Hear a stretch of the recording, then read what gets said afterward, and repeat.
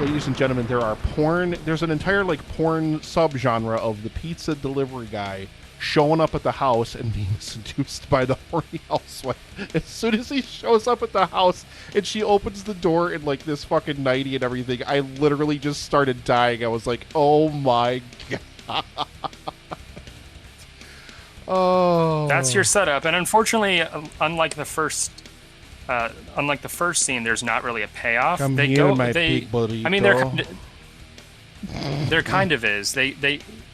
So I guess Gary is too nervous to go over there again himself, so he invites Rick and David over under the guise of them having like extra pizzas that they don't know what to do with. So it's like, we have extra pizzas. I am for some reason mystified by.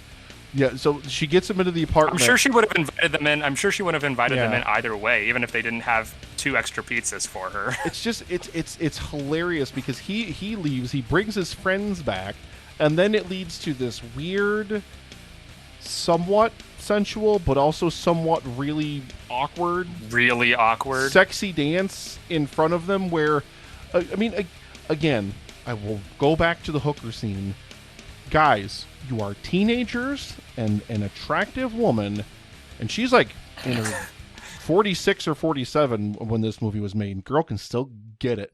She looked damn good. Luisa Mortiz, who passed away last year. Rest in peace. But, you know, like, just, there is an attractive woman in a nightie in front of dancing up on you. Dancing up on you. She is clearly DTF.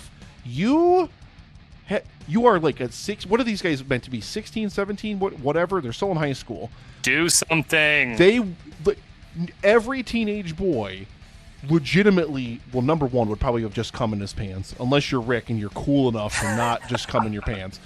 But, you know, like, and then you're going to town. Like, you're like, the way that they, like, this scene, it's funny, and the payoff is fucking hilarious because it features some of the worst on-screen sex this side of Tommy Wiseau in the room.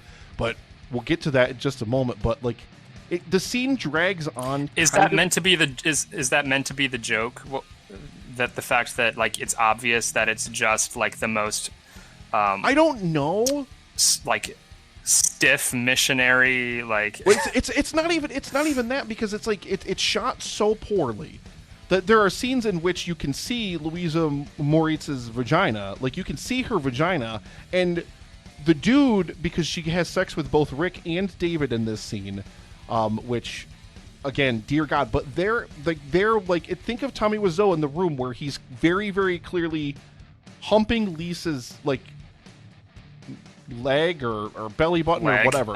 Like, he's like, I said at one point when I'm watching this movie, I'm like, he's fucking her knee.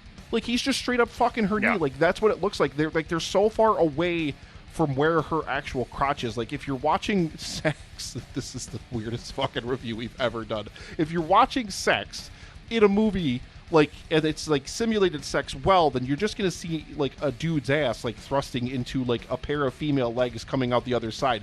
But you can clearly see like her vagina and like her other leg and everything, because the dude is practically like a dog humping a leg, pretty much. And it gets even more comical. Like, Rick is in there and Rick does this thing and Rick's like, whatever, and the other two are watching through the keyhole of the door, whatever. And then David goes in there and, sweet merciful fuck, I about cried laughing, because it takes him a minute to get in there, and she finally has him disrobe, and then it cuts to this shot of David, just massive, gloriously huge David, humping her like a fucking machine.